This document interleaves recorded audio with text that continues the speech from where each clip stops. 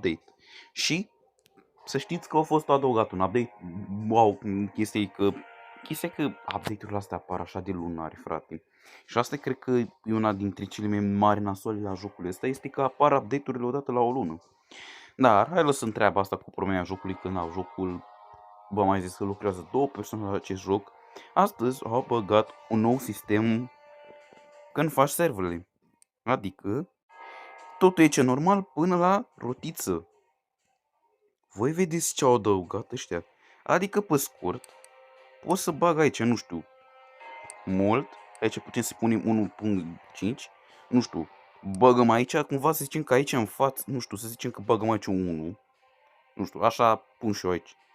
Și a băgat un alt mod, au băgat modul în Xbox cu Ioba, dacă știți. Nu știu, punem magazin, nu știu, o secundă și aici să-i punem un minut, să zicem. Habar n-am. Ieșim, punem cei mai mulți oameni, să vedem dacă va intra cineva. Și dacă vom alege albastru, o să avem o viteză de zici că suntem flash.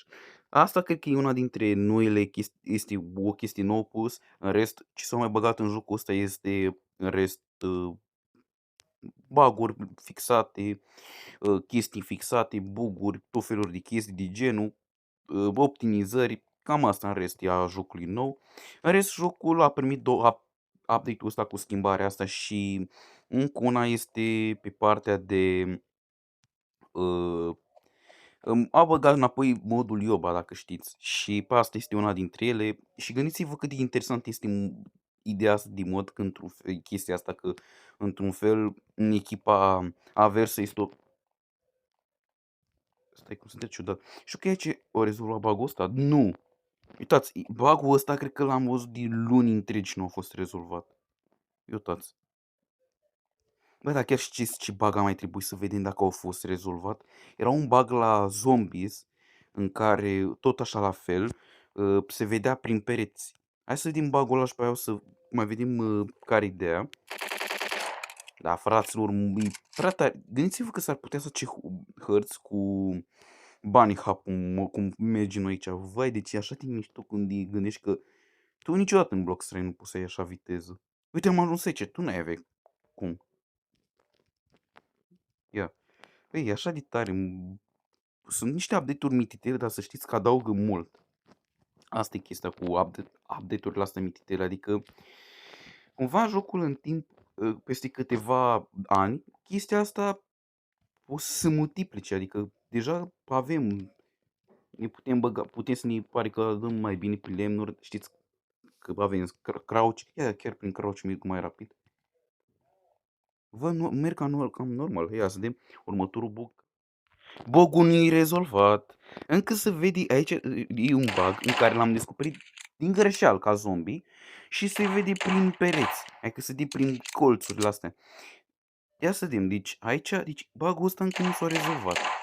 Wow.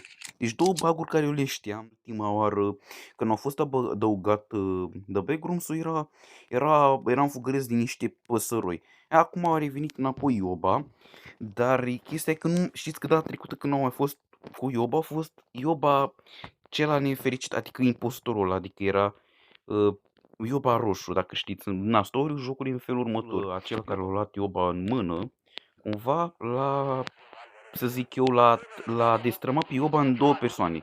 Care chestia? Ioba cel roșu este negativ, adică cumva ăsta are o putere în care să transforme cadavrele, oamenii morți, în zombie. Adică lorul jocului e în felul următor. Zombii ăștia nu au apărut din nicăieri, au apărut din nicăierea și chiar Ioba cel roșu îi transformă în zombie. Cumva e un indiciu, gândiți-vă așa că noi în jocul ăsta avem zombie datorită lui Ioba cel roșu. Foarte interesant și cel albastru este cel bun.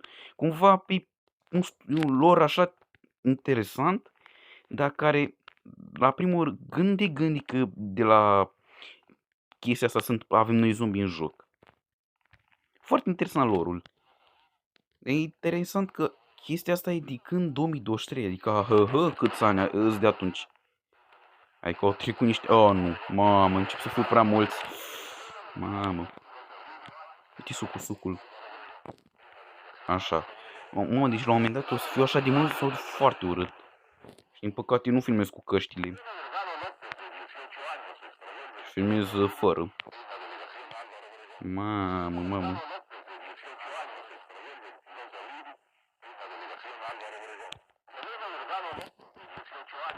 Nu știu dacă în jocul ăsta, dacă te uiți în spate, o să... Nu, am vrut să-i dau lui ăla revive, dar n-am putut. Am vrut să dau cuiva revive, dar nu poți. E prea greu, trebuie să vin prea mult să ai chestia. Dar, bă, interesant că a venit un update așa, mititel. Bă, ăsta e ucrainean, ok. Vitchak. Ok, bine, e cam normal să fie și ucranieni, că da. Jocul ăsta este jucat și de foarte mulți ucranieni. Bă, până la urmă e o problemă. Dar ideea este că mă așteptam să fiu niște hărți schimbate. Eu cred că o să mai vin niște actualizări în timp. Sau cred că ăsta e tot update-ul. Dar, bă, important este că jocul e updatat. Asta e una dintre fazele bune. Și, bă, e bine că se mai adaugă modurile astea care simt că eram hype când au anunțat prima oară The Backrooms-ul. Țin minte. Adică, sincer, când au fost băgat prima oară modul ăsta, chiar am fost hype rău. Adică, când au fost multe update-uri, a fost un update care uriaș, care au băgat extrem de multe hărți. Mamă, deci au fost așa de obositor pentru mine, când erau așa de multe hărți. Am umplut pe atunci am umplut seria de bloc străme cu hărți. Că la cât de multe erau, nu mai puteai să fac față. Și la cât erau, am șuntat rândul lor. La cât erau. Deci m-am dat pe crouch. Uite al suc. Acolo l-a luat ăla.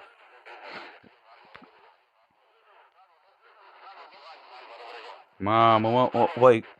Nu știu dacă se aud din videoclip în fundal cum se aud. Cum se aud ăștia când sunt prea mulți, dar nu mai încep să mai înțelegi nimic. Episodul eu am fost Radu Rusu și v-am lăsat. Pa, pa!